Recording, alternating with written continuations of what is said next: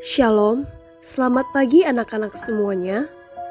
Devosi kita pada pagi hari ini dengan tema Karena Iman, Abraham tertuju kepada Kristus. Mari kita baca Kitab Matius pasal 1 ayat 1 sampai dengan 17. Inilah silsilah Yesus Kristus anak Daud, anak Abraham.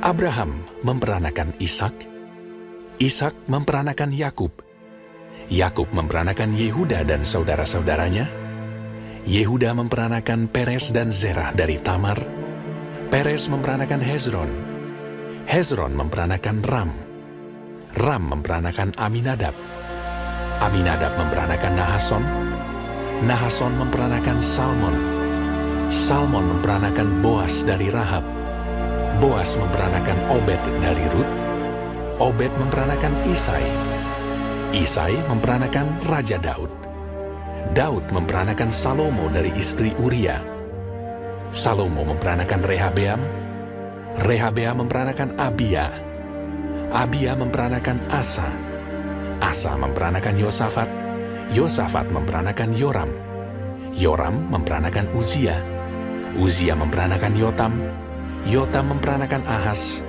Ahas memperanakan Hizkia, Hizkia memperanakan Manasye, Manasye memperanakan Amon, Amon memperanakan Yosia, Yosia memperanakan Yekonya dan saudara-saudaranya pada waktu pembuangan ke Babel.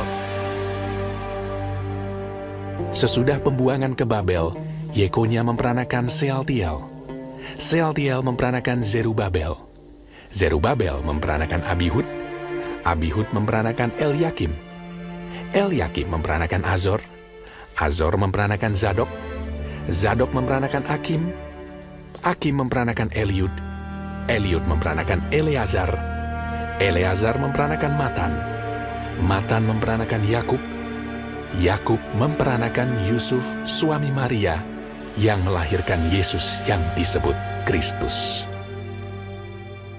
Jadi seluruhnya ada 14 keturunan dari Abraham sampai Daud, 14 keturunan dari Daud sampai pembuangan ke Babel, dan 14 keturunan dari pembuangan ke Babel sampai Kristus.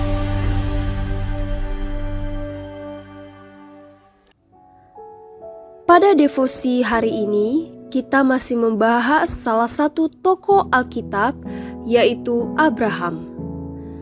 Semua catatan iman Abraham itu akhirnya menuju kepada siapa?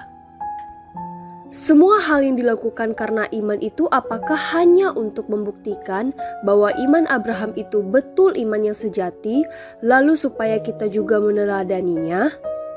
Betul, iman Abraham harus menjadi pelajaran penting bagi kita, tapi bukan hanya untuk itu aja. Karena iman, semua tindakan yang dilakukan Abraham akhirnya bermuara pada penggenapan janji keturunan yang akan menjadi Mesias dan juru selamat umatnya. Injil Matius mencatat sebuah silsilah keturunan yang melahirkan Mesias. Di dalam silsilah itu ada dua nama penting, yaitu Abraham dan Daud. Allah memakai perjalanan iman Abraham untuk memulai jalur keturunan Mesias, yaitu Tuhan Yesus. Jadi semua iman dan ketaatan Abraham Allah pakai untuk membuat jalur keturunan ini. Wow, alangkah besarnya rencana Allah. Mari kita renungkan satu pertanyaan berikut ini.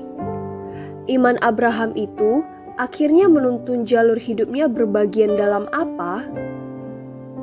Anak-anak, hidupmu mungkin sederhana dan mungkin juga tidak terlalu terkenal atau hebat.